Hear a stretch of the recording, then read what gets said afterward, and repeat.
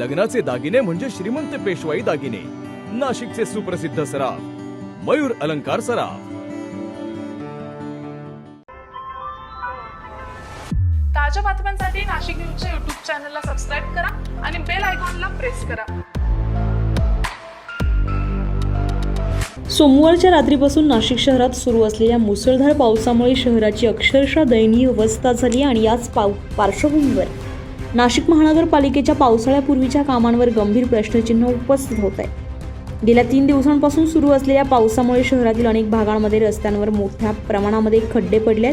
ठिकठिकाणी पाणी साचल्यानं वाहतूक विस्कळीत झाली असून वाहन चालकांना मोठा त्रास सहन करावा लागतोय. ड्रेनेज चॉकअप झाल्यामुळे सांडपाणी थेट नागरिकांच्या घरात शिरत असल्यानं आरोग्याचा प्रश्नही निर्माण झालाय. तर वाऱ्यामुळे अनेक ठिकाणी झाडे उन्मळून पडल्यानं वाहनांचं मोठ्या प्रमाणात नुकसान झालंय. या सगळ्या परिस्थितीमुळे महानगरपालिकेच्या कामकाजावर प्रश्नचिन्ह उपस्थित होत आहे. आगामी सिंहस्थाच्या पार्श्वभूमीवर प्रशासनाच्या तयारीवरही सवाल उपस्थित केले जात आहेत. दरम्यान प्रशासनानं या सर्व समस्यांची तात्काळ दखल घेऊन 7 दिवसांत उपाययोजना कराव्यात, अन्यथा शिवसेना उद्धव बाळासाहेब ठाकरे पक्षाकडून तीव्र आंदोलन छेडण्यात येईल असा इशारा देण्यात आलाय. तसेच या समस्यांवर चर्चा करण्यासाठी विशेष महासभा बोलवण्याची मागणीही करण्यात आली आहे.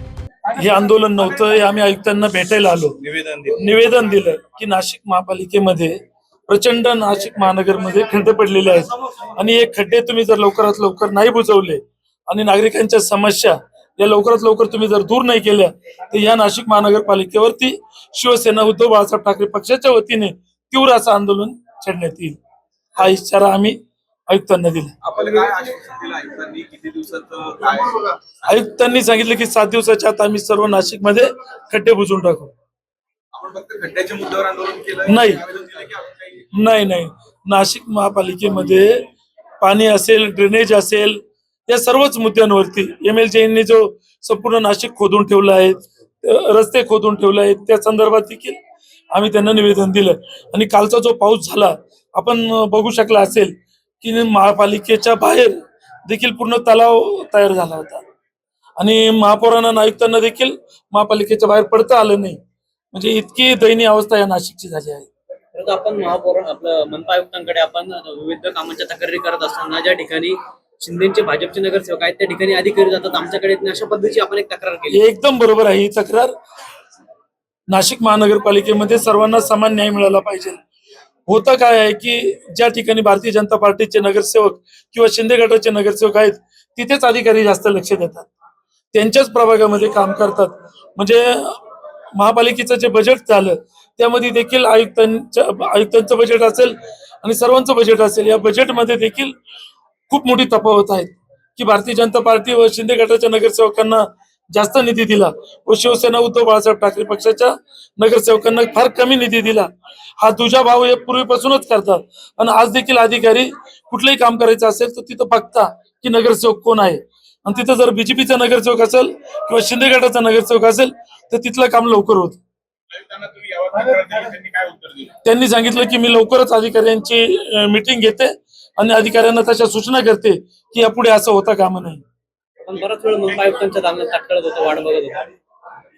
घोषणाबाजी देखील आपल्या कार्यकर्त्यांनी केली. बरोबर आहे, आम्ही 4ची वेळ घेतली होती. आम्ही 4 वाजता आलो आणि आयुक्त 4:30 वाजता आले. अर्धा तास आम्हाला आयुक्तांनी वाट बघावी लागली. मग हाच प्रॉब्लेम आहे ना, सत्ता आणि आम्ही सत्तेत नाही.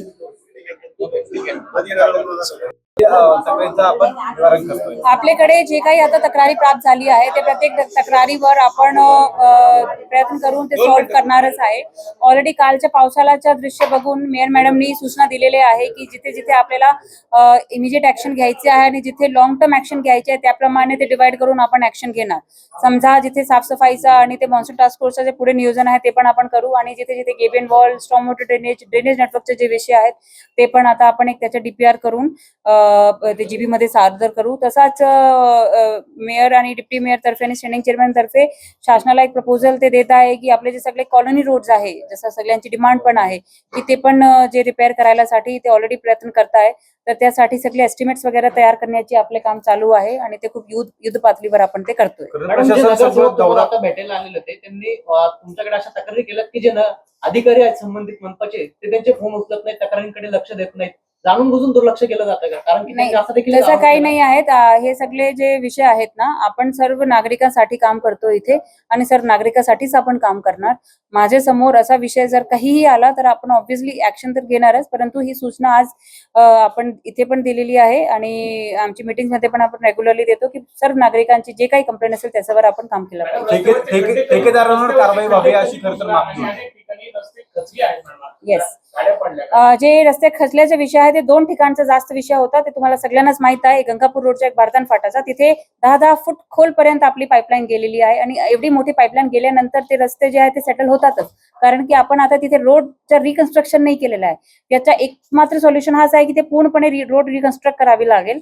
त्याला तरी वेळ लागतो. परंतु आपण बेसिक रिस्टोरेशन करून तिथे ठेवलेलं आहे. तर तुम्ही जर पाहिला तर काल खूप मोठी अतिवृष्टी झाली आहेत आपल्याकडे, पण आपले जे लोकांचे जे एफर्ट्स होते त्यामुळे जीवहानी नाही झाली आहे. खूप असे मोठे ऍक्सिडेंट्स नाही झाले आहेत काल. अदरवाईज आम्हाला तेच सगळ्यात जास्त भीती होती आणि ते स्वाभाविक पण आहे. परंतु आपण इमिजिएट ऍक्शन घेऊन खच, मुरुम, दगड वगैरे जिथे म्हणजे जे काही मटेरियल वगैरे ऍग्रिगेट्स टाकायचे होतं ते इमिजिएटली खूप गाडी उभे करून ऑन द स्पॉट ऍक्शन भरपूर आपण काम केलेलं आहे. खड्ड्यांचा पण आता आय थिंक टेंडरची स्टेजवर आहे. ते बिकॉज ऑफ इलेक्शन्स आपले टेंडर ओपन झाले नाही. मागे आचारसंहिता लागली होती तर 1.5 महिन्याच्या त्याच्यात विलंब आला. आता इमिजिएटली टेंडर ओपन करून आपण ते वर्क ऑर्डर देणार. ठेकेदारांवर कारवाई केली पाहिजे. खरं तर ठेकेदारांवरच हा रोज लोकप्रतिनिधींचा पाहायला मिळतो. म्हणजे ते मी तुम्हाला ऑलरेडी सांगितलं की जिथे 10 फूट खाली गेलेली आहेत पाईपलाईन ते थोडा सेटल होणारच. ते तर ऑन पेपर पण आपण सांगू शकतो. मग शेवटी काम करायचे आहे आपल्याला आणि ज्या ठेकेदारावर कारवाई करायची ते तुम्ही ऑलरेडी पाहिलं असेल. आम्ही फाईन पण लावतो आणि खूप मोठे दंड लावून ठेकेदाराला एकदम लाईनवर आणलाच आहे. तसा काही विषय नाही आहे की आपण कोणाला पाठीशी घालतोय. पण पावसाळपूर्व कामांवर तर काल प्रसूतीनं जे निर्माण झालं होतं. अनेक ठिकाणी ड्रेनेज लाईन तुंबलेल्या होत्या. तळे रस्त्यांवरची साखळी होती. नाशिककरांना खड्ड्यात घालणाऱ्या ठेकेदारांवर कारवाई होणार का आणि महापालिका प्रशासन आता जागं होणार का याकडे शहरवासियांचं लक्ष लागलंय. संजय परमार, नाशिक न्यूज, नाशिक. ताज्या बातम्यांसाठी नाशिक न्यूजच्या YouTube चॅनलला सबस्क्राईब करा आणि बेल आयकॉनला प्रेस करा.